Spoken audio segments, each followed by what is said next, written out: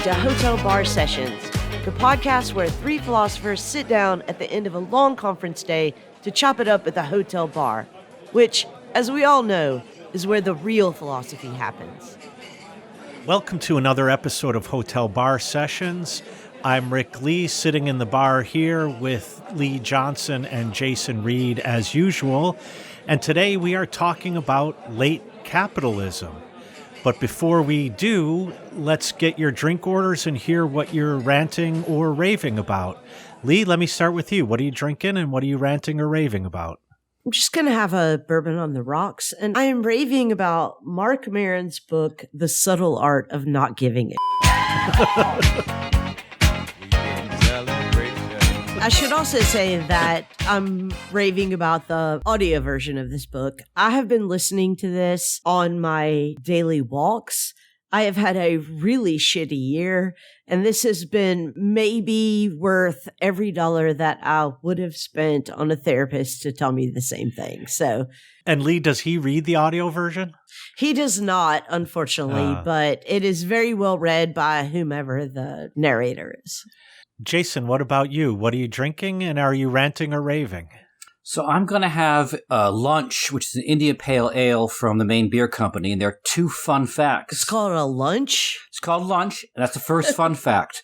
It is called lunch because it is named after a fin whale that has a bite out of its fin, hence the nickname lunch. And if you see a bottle, it actually has a little whale with a little bite into it. I'm drinking to the fin whale today, or to cetaceans in general, because I just saw a story that the largest grouping of whales, fin whales, was spotted somewhere off the coast of Antarctica. 300 were seen together.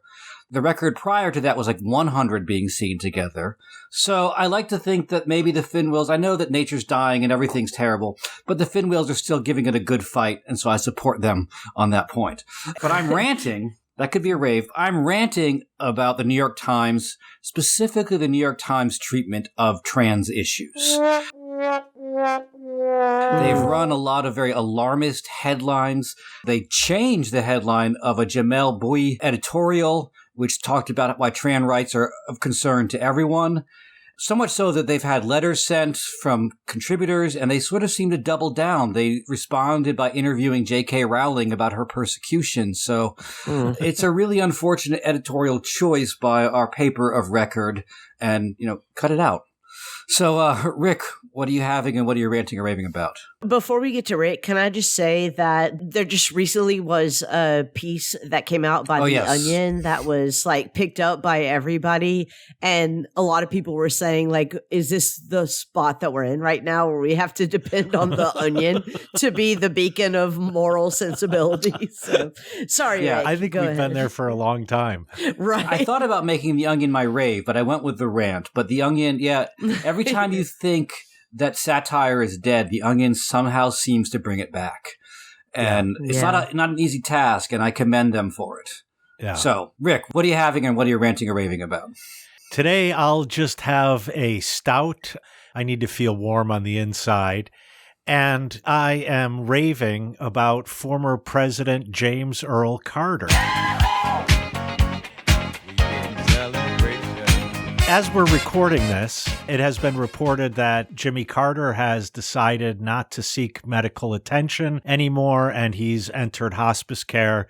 He's, 98 or something like that? The oldest living president in history, ex-president in history. I think Carter got a really bad rap when he was president, and he's the first president that I really do remember vividly. So I've always had a warm spot in my heart for Jimmy Carter. So I'm raving about James Earl Carter and what a fantastic president he was. I met him in person, actually. What? I did. I was the manager of this tiny independent bookstore / cafe.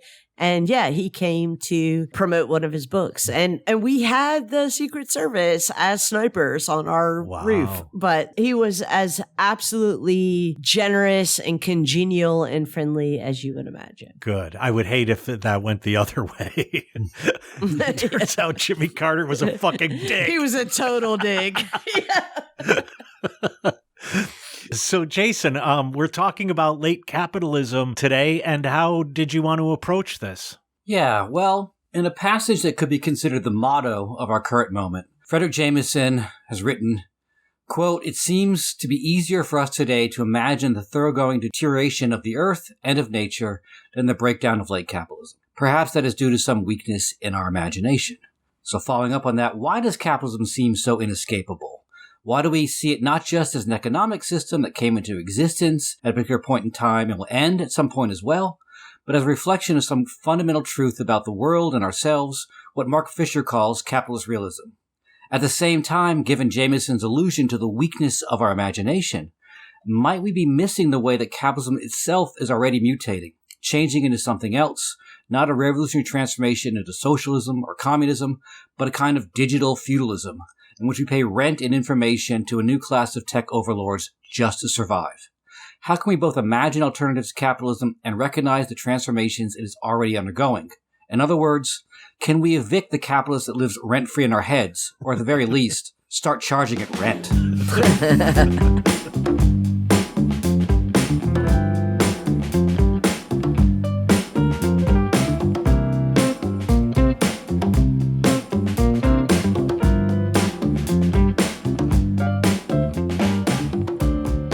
So, Jason, I want to pick up on this term, capitalist realism, which you attributed to Mark Fisher. It's sometimes a phrase attributed to Fredric Jameson and Zizek.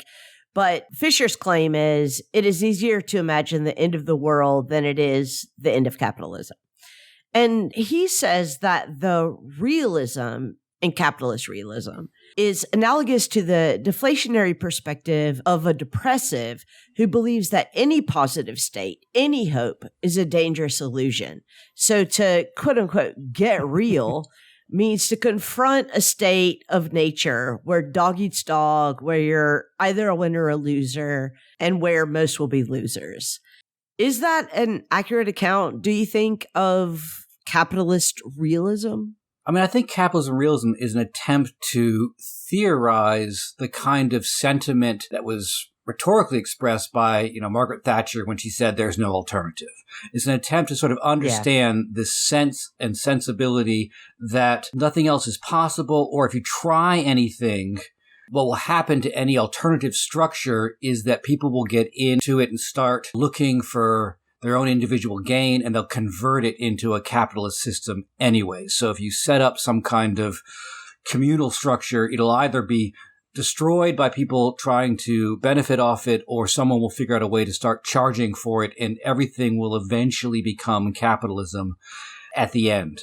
So it is a sense of a limited historical possibility. And I do think it is both a historical sense, right? It benefits from a particular interpretation of the fall of the Soviet Union, what happened over the 20th century as this attempt to try alternatives and to watch their failure, as it is a kind of sense of reality. And as we discussed a while ago in our human nature episode, it's very much in line with the idea that human beings are fundamentally self-serving individuals. And if that is true, then any attempt to deviate from that or transform that will either be fundamentally authoritarian, because you'll be asking people to go against their nature, or will fundamentally fail because that nature will manifest itself even in the face of structures that are an attempt to build something different.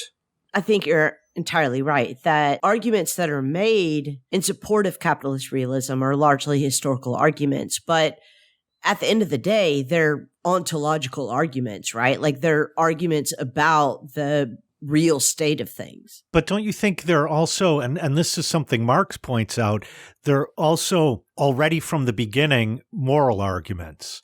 So that Marx constantly points out the way in which capitalism becomes a moral system in which being thrifty, putting your nose to the grindstone, hard work, picking yourself up by your own bootstraps, and so on, all of these are moral values which now we today could hardly imagine living without, but they were brought to us by capitalism in order to, as it were, not just naturalize capitalism, but also moralize capitalism. Yeah, so I think there's been a change in the way people use the word, what it means to be a capitalist. Like in the old classical definition, to be a capitalist was to possess capital that you're investing to get a return on.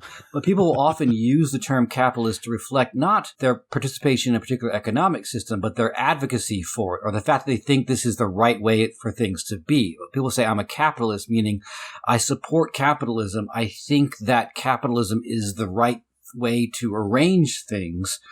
Not that they possess capital, though usually they aspire to possess capital at some point. I mean, people all usually believe in the system because they think it's going to benefit them. But I do think there is something interesting about that, because for a long time people have argued, and I think Zizek makes this argument, that it was progress from a left perspective when people started naming capitalism. And he said that for a long time people would talk about the economic system or the economy, and they wouldn't name capitalism itself. And he thinks that saying capitalism, naming it at least by definition, suggests there might be other types of economies. But at the same time, the naming comes with a very strange kind of identification that you're talking about, Rick.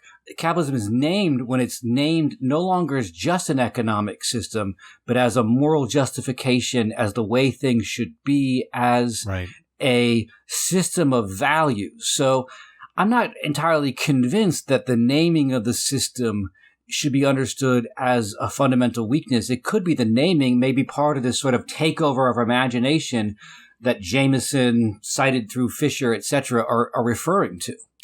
So, Jason, I'm going to ask this question on behalf of Rick's brother-in-law, Dave, but also myself. Before we get too deep into the weeds here, can you just say what the economic system of capitalism is, and what the difference between what capitalism is and what late capitalism is in your estimation? Sure. Yeah, that's good. Well, I'm going to give you my standard definition, and I'm going to say why I've become sort of a little troubled by that definition. The standard definition of capitalism that I usually give, my standard definition, not the standard definition, is that capitalism is an economic system where all of our needs, or most of our needs, are met through commodities. And commodities are things that are made to be produced on the market. That's what Marx said when he said capitalism confronts us as an immense accumulation of commodities. This means that most of what we eat, read, wear, etc., we are buying and has been manufactured for us to buy. And then the second part of this definition, and equally important, that itself is a necessary but not sufficient, as philosophers like to say, because commodities have been around far longer than capitalism, is the primary means for the majority to access commodities is to sell their capacity to work, their labor power as a commodity. Which means that for most of us, throughout various different walks of life, we don't own a farm or a workshop. The primary thing we do to make our living is we sell our capacity to work. We might sell it to a university in teaching. We might sell it to a Burger King in flipping burgers, but we are selling our capacity to work in order to make a living. And then I guess the third aspect of that is that the people buying that capacity to work are buying it in order to make a return on their investment, to create more capital. They are buying our commodities and selling commodities, not for the purpose of selling burgers or setting up a school, but for the purpose of making more money. Yeah, they are the owners of the means of production. Yes. Now, the term late's been around for a while. Ernst Mandel first coined it, and it's been lingering around in lots of different discussions, and people keep asking the question we're asking, which is, if it's late, why isn't it over yet? Right. Let's just stop there. Let's just only ask that question for the next hour. No, I'm just kidding. Go ahead. Explain what late capitalism is. Late, I think, has to be understood as the absence of any real alternative existing. That capitalism is global, and there are no competing economic systems or even residual formations of other systems, that capitalism has become the predominant and dominant economic system. So the lateness is, to some extent, its completion. And this gets to the question we're talking about. Part of the question there is, can capitalism function without new markets to conquer, new territories to exploit, or does its completion also become tantamount to its exhaustion? So, Jason, one thing that I usually emphasize when people ask me about capitalism is that the commodity also stores value. It has a value, and usually we mark that value in money. But because labor produces the commodity, it's the labor that introduces the value into that commodity, and yet the labor doesn't own the value they introduce to the commodity. The capitalist owns the value. And that's where the extraction can take place, because in buying one's labor power, the capitalist also buys, as it were, the fruits of your labor. And so that's taken away from labor and now belongs to the capitalist. The second thing is, I think it's important to emphasize how odd it is when one's labor becomes a commodity. That my ability to work is now just like a loaf of bread or a computer or something else that's found on the marketplace. And now begins the imaginary construction, right? Because in order for me to sell my labor, I have to be the owner of it, whatever that might mean in relation to my labor. But secondly, I have to go to the market, find a buyer for my labor, and we all have to pretend as if we're equal in this situation, that I'm free. I could sell my labor or not sell my labor, and I meet you who's free to either buy my labor or not buy my labor. And as equal and free individuals, we meet on the marketplace. So the fact that I've sold you my labor, now I just got to suck it because it was my choice to begin with. Yeah, if I could just add to that, I think for me, the defining characteristic of capitalism is that all wealth is what Marx would call surplus value. So all wealth is generated by the difference between the production value and what we might call retail value, the what it costs to make a thing and what you can sell the thing for.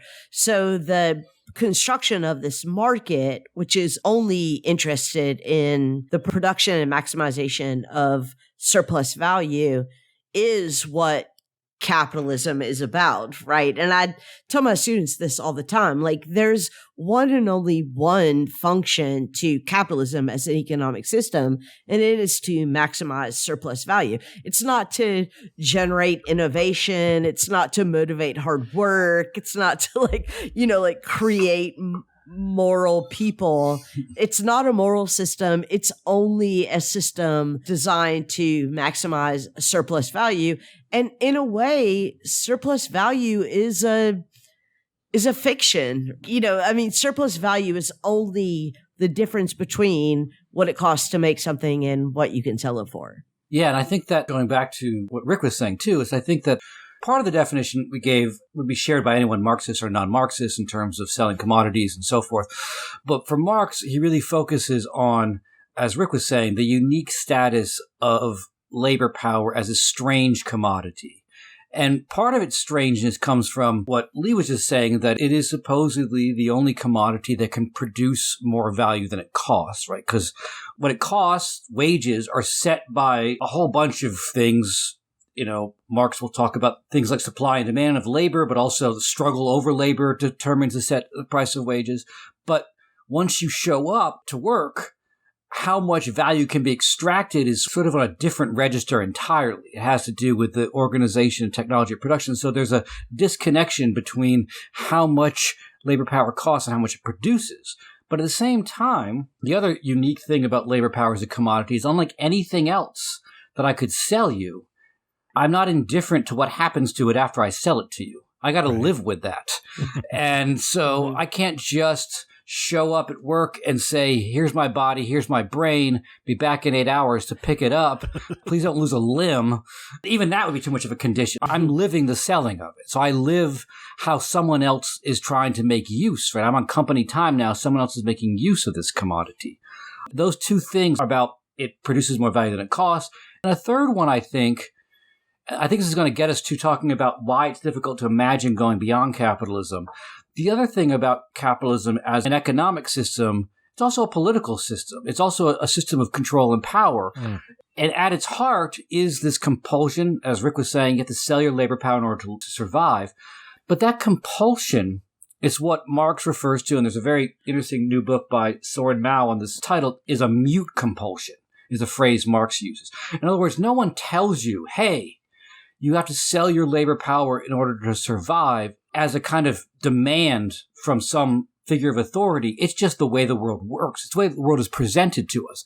There are commodities. They cost money.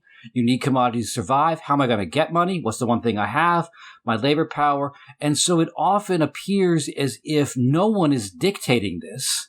It just appears to be the way the world works. And I think that's part of the hook onto our imagination, is that as an economic system and a system of power, it is so baked into, that's a strange phrase, like flavor crystals. It is baked into our way of existing that it doesn't appear to be a system at all. It appears to be the way the world works, right? We say, like, I got to work to make a living, which, is a phrase that makes a lot of like intuitive anthropological sense, but we're not directly working to make our living. We're working to make someone else's living. In exchange for that, we get a wage through which we live, right? The institutions and the mediations often disappear in the supposed immediacy of this is just the way the world works. I might want to slightly disagree with you on that, Jason. I mean, I do agree with you that capitalism is a socioeconomic system. It's a way of organizing human beings and their labor. But I'm not sure that it is all by itself a political system. I think that there are political overlays that justify it and or don't justify it. But there's nothing implicit in capitalism that has anything to do with, for example, the good life, justice, etc. So I think that one of the things that we're confronting today in quote unquote late capitalism is a confrontation with which exactly political systems are cooperative with late capitalism, which of them aren't. And I think that some of us would argue that late capitalism is not consistent with democracy. I think that, the stronger way of saying that is that late capitalism is only consistent with a kind of authoritarianism. So I'm not sure that I agree that capitalism by itself implies a political system. But what I heard Jason saying was, and Lee, I think you laid out a slightly different definition of politics when you talked about justice and the good life. The way I heard Jason define politics, I think I'm with him on this, is that politics has to do with the distribution, exercise, or non-exercise of power. And to that extent, then capitalism is definitely a political system. Yeah, fair enough. I think one of the things Marx points out is that in many ways, capitalism doesn't care about authoritarianism or democracy. It doesn't care about parliamentary democracies versus representative democracies and so on. All it cares about is ensuring that nothing in, one might say, the legislative and executive function of governments gets in the way of the buying of labor and the extraction of surplus value from that labor.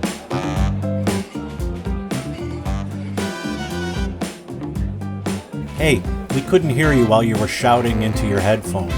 So if you have feedback or suggestions for future topics, or if you just want to pick a fight with one of our co-hosts, or in fact all of us, just visit us at www.hotelbarpodcast.com and click on the interactive page. If you want to belly up to the bar with us, at least virtually, you can always email an audio clip to hotelbarpodcast@gmail.com.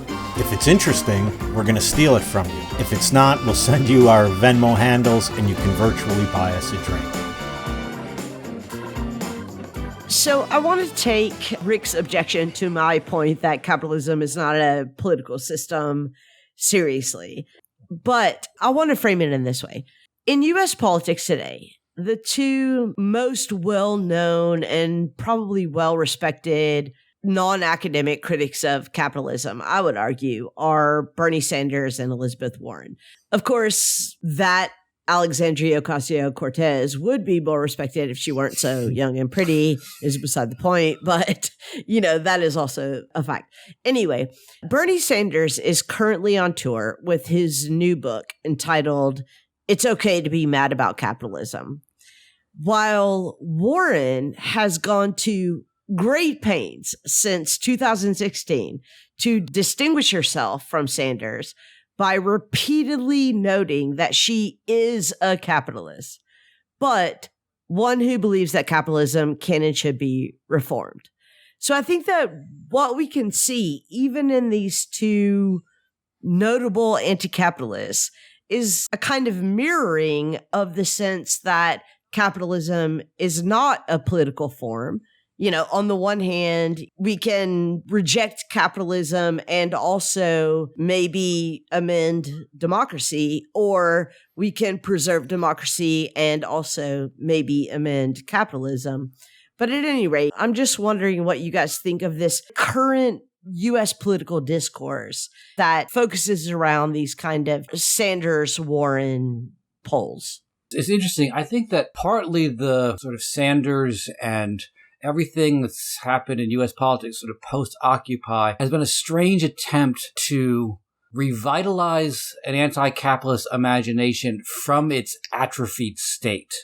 And from the atrophied state, I think reflects that it is strange because, you know, some of this discussion of what it means, say, for someone like Sanders to call himself a democratic socialist, or the revival of the term democratic socialist in the U.S., sometimes it comes with a very watered down definition of what it means to be a socialist, in which the very basic things like public expenditure for roads, fire departments, etc. are seen to be socialist, right? Because, I mean, one of the things about this definition of socialism is it's framed against the backdrop of late capitalism, or another way to refer to late capitalism is what Etienne Balibar calls absolute capitalism, right? It's when capitalism has no longer an alternative globally and no longer contending with limitations internally. And so every slight sort of state expenditure or public expenditure for anything is now seen as socialist, which I think that's a very impoverished definition of socialist as far as I'm concerned, right? We're not really talking about an alternative economic system in which public ownership of the means of production is used to, in some sense, produce another basis for existence other than the one mediated by the market. What we're calling socialist now, you know, and this goes back to the debate we're having right now on this show about politics, in the sense that, on the one hand, there's a stripped down version of politics that I was using earlier, which is allocation of power, telling people what to do. That's what I meant when I said capitalism is political. But I think that at the same time, there's the politics of the state, and whether or not the state is truly some kind of alternative to capitalism, not alternative to capitalism, but an alternative institution within the capitalist terrain, or if it is thoroughly implicated within it. And even going back to the basic definition of capitalism, right? One of the things you need in order for people who have nothing but their labor power to sell that labor power, you need an entire system of law making sure that people without their labor power to sell don't just go and grab what they need, so that the state is internal to the very definition, I think, of a system that sells labor power in order to exist. I think the state its goal in a capitalist economy is to make that possible and to some extent mediate some of the ambiguities or the contradictions around that strange commodity that is labor power. Take a recent example, right? When there was a shutdown in COVID-19, when stores shut down, a lot of commodities could just sit on the shelf and wait until the store reopened.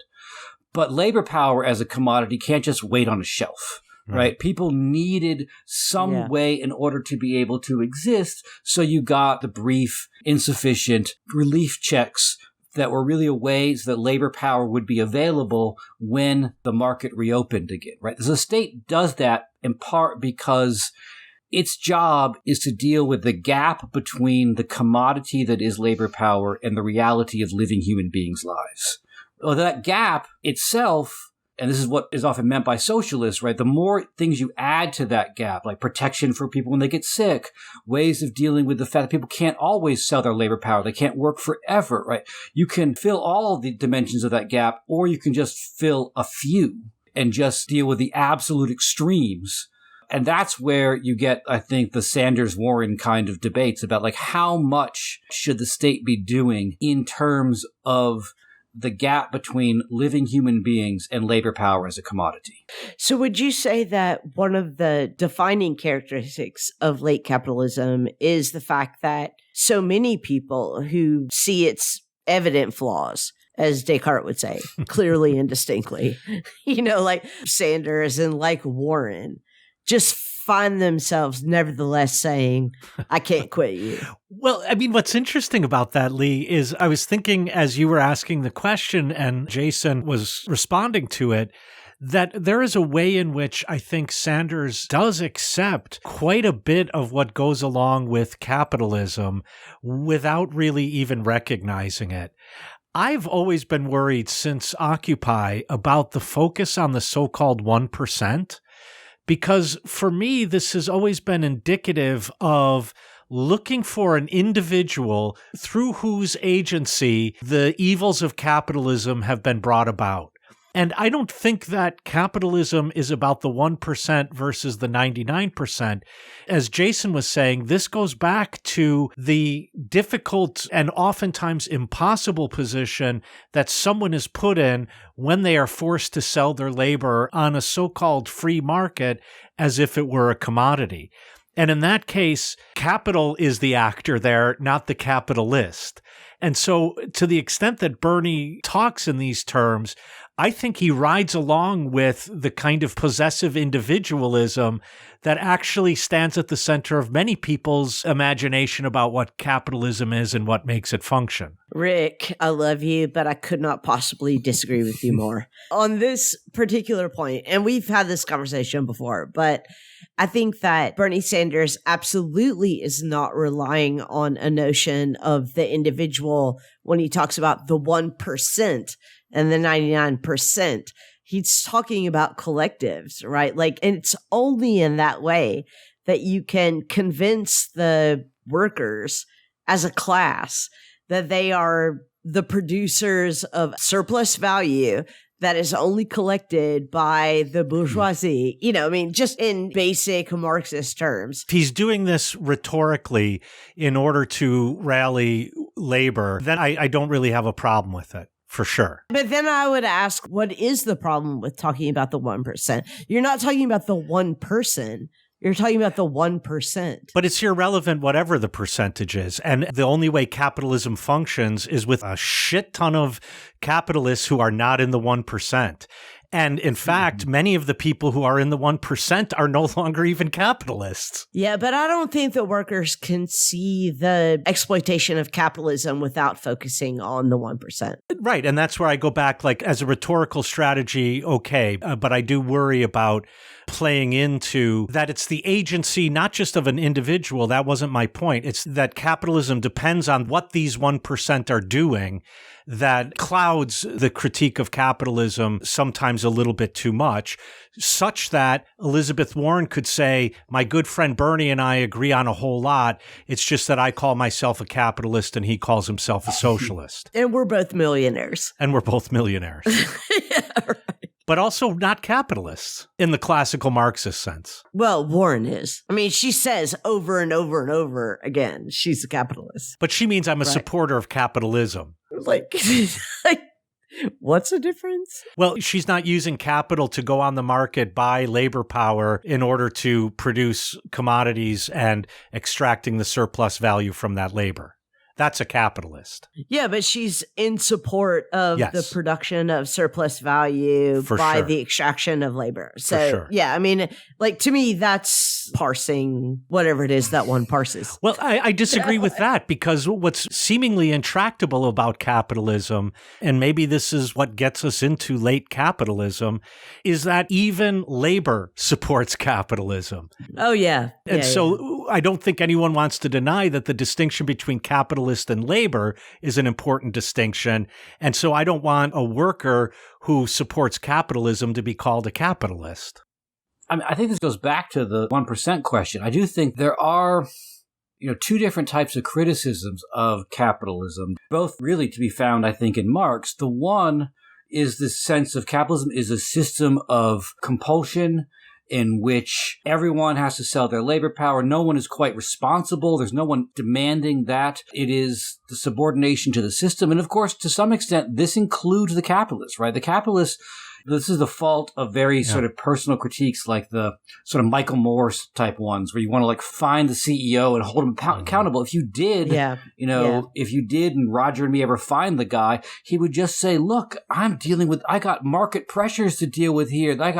Look what's happening over in Japan. Look what's happening here. I got to cut people. I got to move. Yeah, I'm just like you. There is no little man behind the door. You would never find that person. You would always find someone who would say, there are market pressures I have to deal with. So there's a way in which you could make a criticism of capital as an impersonal system of relations that are, impersonal in a very paradoxical way because it's sustained by human actions every day, but human actions in such a way there is no person in charge, that the system itself is in charge. That's one criticism. And in that criticism, the 1% doesn't really make sense because they are just simply a slice of the totality and not the cause of the totality. Right. But then there is, in the same time, there is the criticism framed in terms of class struggle, right? There's the ruling class, the exploited class. Within this system, there are definitely people who are doing better than other people. And there are definitely people who have more agency of a sort than other people. So, there's the structural and then there's the kind of struggle. And there are two different ways of looking at the same thing, although I do think that criticisms can focus on one or the other. But what is, as Rick was pointing out earlier, one of the situations that we're confronted with now is that even people who talk in terms of class struggle sometimes do so within the general frame of capitalism, is assumed as the basis. And I think this is what you see in these criticisms of capitalist greed, as if the problem isn't the economic system, it's that people are taking too much money. Like if they just took a little less and gave some back to the workers, things would be okay. That's the real fault with the sort of 1% type criticism, is it attributes a kind of agency in a system which has as one of its defining characteristics the undermining of agency. Yeah. I want to say that's the fault of the Elizabeth Warren criticism of capitalism, which is not the Bernie Sanders criticism, not the 1% criticism of capitalism, which is not about like, oh, if people just took less, the whole system would be okay. Like, I don't think Bernie Sanders would say that in any torture chamber. I don't think he would say that, but like that is in fact Elizabeth Warren's platform. If the exploiters were just less exploitative, this system would be okay. Yeah, she wants to envision capitalism without corruption, and then everyone would be better off and no one would be hurting if we could just have capitalism without corruption. Bless her heart.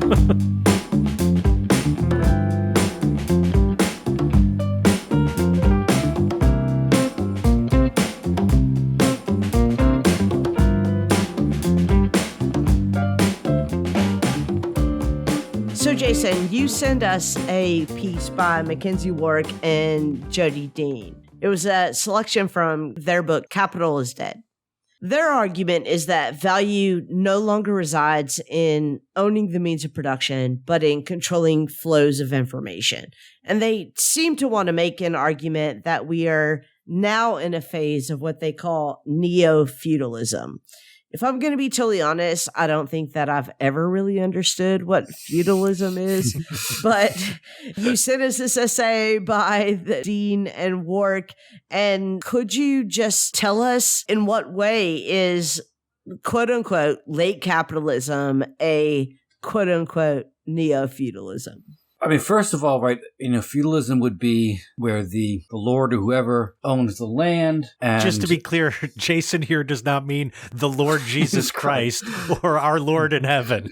The feudal lord, yes, owns the land, and you have to work their land in order to get a small bit of land on your own. And you have to sort of be faithful to them and so on, be their subject in order to be able to really exist. So it's not labor that's being extracted. And the primary aspect of this, and it is tricky because in feudalism and capitalism, we're both talking about a form of power that rests on ownership of a necessary condition of existence. But the difference being in capitalism, the capitalist owns the means of production and you sell your labor power, as we were discussing.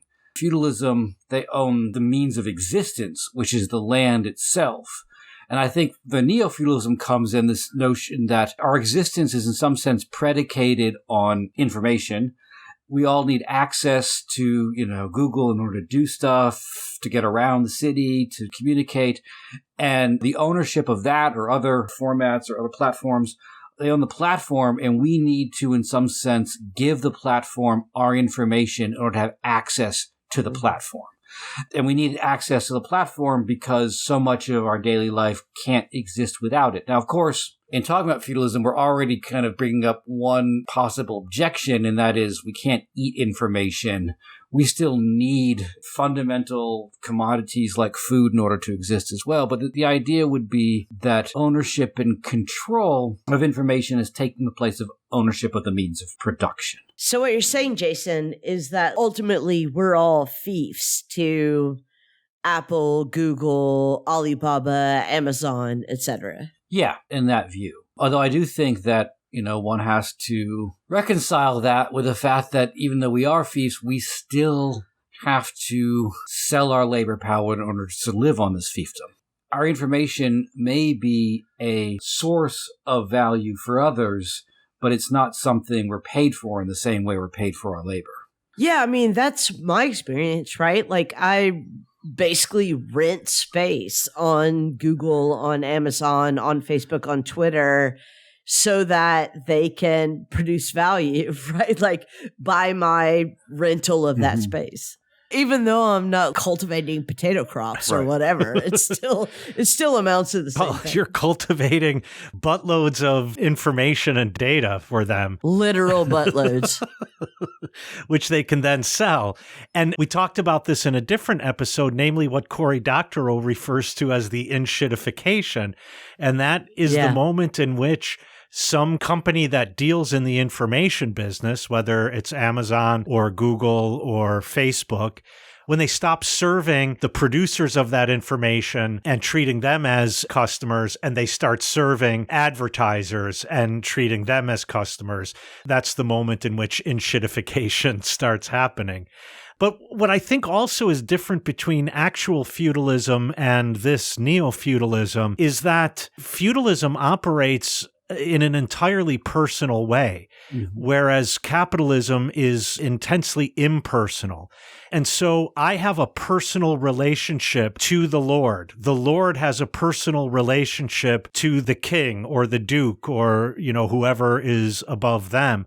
And so this economic relation is also at the same time a personal relation. And so not all relations are economized and not all relations are commercial. Whereas I think one would be hard-pressed to say that if we want to call this situation neo-feudalism, we have a personal connection to Google or Amazon, and we're not pledging our loyalty to these companies.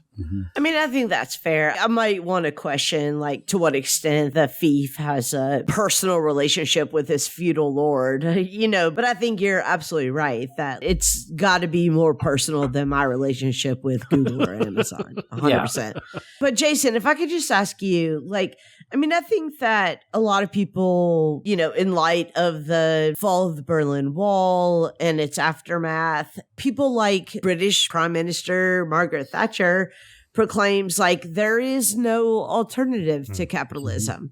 What you're calling late capitalism contrasted with this view that there is no end to capitalism. I should say that I'm not entirely convinced of the sort of neo-feudalism idea. And part of the reason I'm not convinced is because I don't see the basic structures of capitalism, owning capital and selling your labor power in order to survive, going away at all.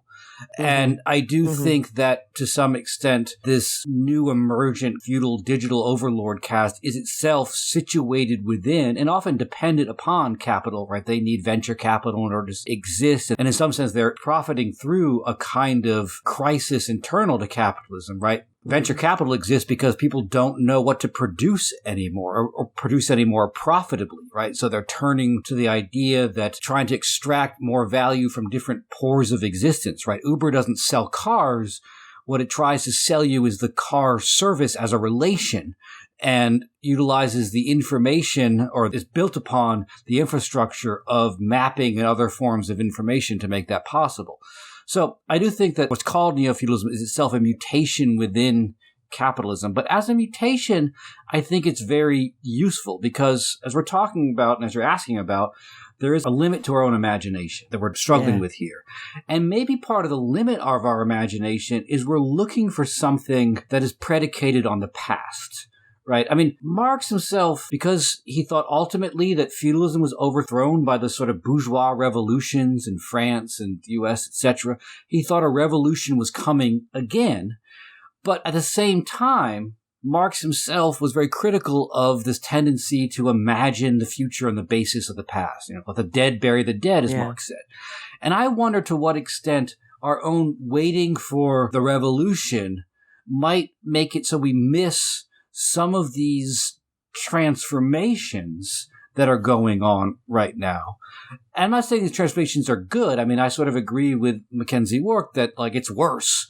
The capitalism is dead. Something worse has come on. The control over information is in some sense worse. But within it, there are possibilities, both economic and sort of infrastructure, but also in terms of attitude. Yeah, imaginary. Yeah. Imaginary, right. People who grew up in the digital world, digital denizens or whatever, are very used to the idea that they shouldn't have to pay for stuff. That the stuff is out there and they should just be able to access it. Why not? It's out there. Yeah. And so we see a breakdown of, I think, one of the fundamental sort of moral tenets of capitalism that, shit's not free. And if you want something, you got to pay for it. And that's already being undermined. I mean, it's being undermined in a way that people are thinking they're getting something free and they're actually giving up a lot in terms of information to get it. But at the same time, I do think that people are not imagining a revolutionary transformation, but they are imagining different ways of existing. Yeah. But I wonder how much this breaks out of a fairly classical analysis of how capitalism functions. Because if I take a step back and recall that Marx gets to money only by talking about the exchange of commodities, and that what eases the exchange of commodities is if one of those commodities could be the universal exchange value, so that each time someone doesn't have to figure out how many pairs of shoes to give me for a lecture in philosophy, but there's a universal exchange value, and the universal exchange commodity becomes money and plays the function of money. I don't see why information couldn't be then a new form of money. That is, it is a store of value that can be exchanged for other stores of value, that is, for other commodities. I think one difference is that it's not universal, right? So I can't go and buy a six-pack with my information. But I think the other crisis is that we're finding out that at first, some companies like Google that are selling advertising, they thought information could be a currency, and they're realizing that it doesn't hold the same amount of value for the actual goods that are being delivered to us in exchange for information. And that's an economic model that is unsustainable, right? Because it costs actual money, and it's more difficult to convert information into money than everyone thought it was. I mean, I just want to push back on the idea that it's more impossible to convert information into money than people thought it was. I mean, the fact is, I don't know what kind of credit card you have, but I can buy beer with information. I could just tap my credit card and buy beer. So, Lee, I tap my phone. Same thing though, right? You're buying beer with information, So maybe one of the things that is encouraging to me about the quote unquote digital economy is that there are more ways of pushing back on the exploitation of labor. So if I could just refer back to our episode on influencers, we talked about the way that one of the things that influencers do is they're just capitalizing on attention and figuring out a way to monetize attention. And I think that we all have to admit that attention is not all by itself a monetizable resource. Right. I can withdraw my attention from, for example, influencers and diminish their value without diminishing my attention. So I think that there is something that we really do have to think about the attention economy, the digital economy, that allows for more possibilities for undermining the imposition of capitalist values in the way that we're traditionally accustomed to thinking about them. Yeah, I also think that to the extent that they're successful, what the hell is that called, where you can give money, a company says, oh, we're going to produce a robot vacuum. If you... Kickstarter? Okay, thank you. I think similarly, operations like Kickstarter can help to disrupt the flow of what Jason referred to earlier, namely venture capital, in which the supposed future consumers are the ones who are providing the venture capital. The problem with that, though, is how many of these fail. But secondly, and I wanted to talk about this before, it really is capitalism that introduces mediation as a source of value itself. This is how Chicago became an economic powerhouse, such that people were calling it the capital of the 19th century, because we learned if we could touch everything that passes through our hands, we could take a little cut for each of that. And so we don't produce crops, but if we can touch those crops, then we get a little off the top. We don't produce lumber, but if we could touch that lumber, we could take a little bit off the top.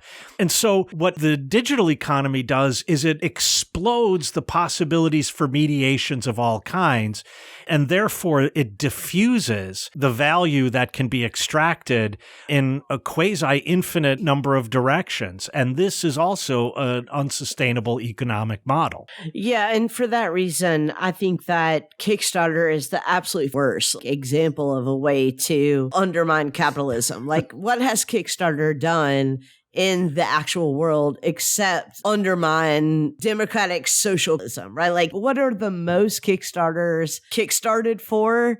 Medical bills. I always thought that was more like a GoFundMe thing than a Kickstarter same thing, though. Like, they're all the same basic, like app function. Well, GoFundMe, you can get money even if you don't complete your project. Right. You can get some money. Doesn't matter. Like, okay, I don't know this, but I would guess that both Kickstarter and GoFundMe are mostly medical bills. Oh, it's like 2/3 on GoFundMe. It's for sure. 2/3 of it is medical bills. So yeah, in some sense, it's a failure of capital. It's a failure of the state to sort of... Yeah, it's a displacing to the other workers of the failures of the state. Right. I, by the way, have supported in my life 3 Kickstarter projects, none of which ever made it to the factory floor and out the door. So, and I didn't give my money back for those either. But I mean, this is the same argument people use in favor of capitalism, right? That capitalism is a way of funding viable new commodities. And that's why we need it, because without capitalism, there would be no innovation. Right. And this is also the best argument against capitalism, which is like individuals find themselves retreating to these Kickstarter, GoFundMe programs because the basic social safety net that should be provided by an immensely wealthy nation like ours is just simply not there. For sure.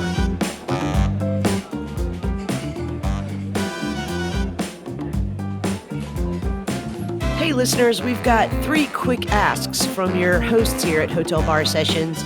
First, if you haven't done so already, make sure that you're subscribed to this podcast on whatever platform that you listen to podcasts. Second, hop on over to Twitter and make sure that you followed Hotel Bar Podcast there. We're at Hotel Bar Podcast, and you can find the Twitter handles of all 3 co-hosts in the bio there. And third, and probably most importantly, we would really appreciate it if you could recommend us to your friends and share our podcast posts on your social media.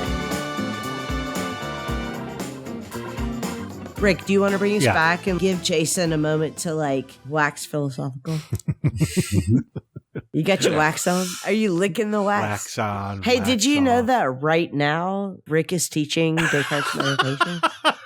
Well, I was right. You brought it up, Rick. You brought it up, Lee. did. You did. You brought it up.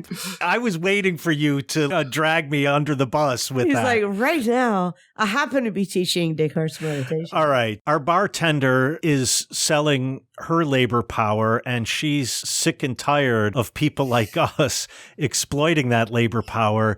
So she's issued last call. But before we go, Jason, do you have any final thoughts? Well, we started with this question about, the difficulty of imagining an alternative. And I think one of the things I think has come up in the conversation is that there are no shortage of changing technological conditions to create different ways of organizing the economy. And in some sense, maybe it is true that our imagination lags behind the possibilities we create, and our imagination is sort of stuck in that moment of the end of the 20th century with the fall of the Berlin Wall, and that sort of depressive moment, as Lee was saying from Mark Fisher, this sort of sense of nothing else is possible, right? And a part of the problem with that depressive moment, it's like what Spinoza says about how a lot of people overestimate themselves, but you can't really underestimate yourself, because once you think you're incapable of doing something, you don't do it.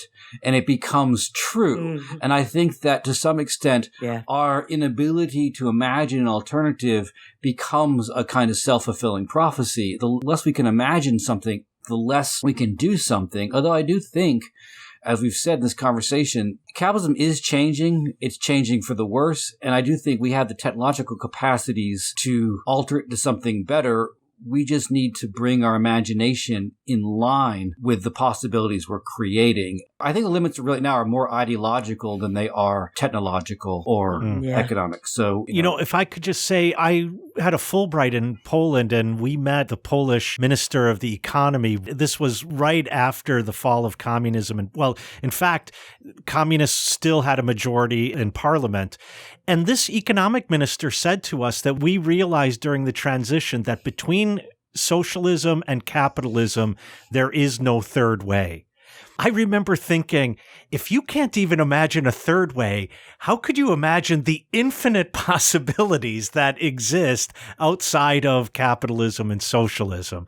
It really just is stunning, the incapacity that most of us have to imagine an otherwise. I will say, and nobody asked me for my final thoughts, but I will say that one of the things that disturbs me the most about late capitalism is the way in which it has managed to capitalize, for lack of a better word, capitalize on what Jason was calling earlier a kind of digital feudalism. So this capture of all of us in digital life and a digital world. And by the way, you all know me, I am not objecting to a digital life or a digital world. But it makes us so comfortable with not only the products that we buy, but a willing ignorance about how they're brought about, that it dupes us into even seeing how we are exploited by capitalism. And so, I say this to my students all the time. Why hasn't the workers' revolution already happened? Literally, why hasn't it? When we study Marx, all of you are like, yeah, this is absolutely right. This is absolutely true. Sign me up. But it hasn't happened because you have iPhones and you have Netflix and your life is comfortable, and it's very easy to be distracted from these larger socio-political problems in which you are already implicated and with which you should be concerned. Yeah, and one of the problems we're implicated in is that we don't own the means of production of this podcast. So we have to pay someone else for... Nice pivot. You see what I did there? So we have to pay someone else to host this podcast and distribute this podcast. And that's not an insignificant amount of money. And so we really appreciate all of our patrons who are already supporting us at our Patreon page. That's patreon.com/hotelbarsessions. We could use any support that you can give just to help keep this podcast going out until we can overthrow the capitalist mode of production and take on the means of the podcast production ourselves. In our last and final episode of season 6, we're actually going to be talking about the allegory of the cave. Jason and Rick and I all decided that we needed to have a kind of recurring episode that was just dealing with philosophical ideas that most people have a nodding familiarity with, but maybe they don't actually know all the details of. So I'm really excited about talking about the allegory of the cave next time. Rick's going to take the director's seat on this, so you don't have to rely on my account of it. So if it's not objectionable to you of the proletariat, is it okay if I call a car to take us home? Yes, give some of your information to the digital overlords and they'll send a car. Oh, Jason, you depress me so much. I'll see you in the cave. See you in the cave. All right.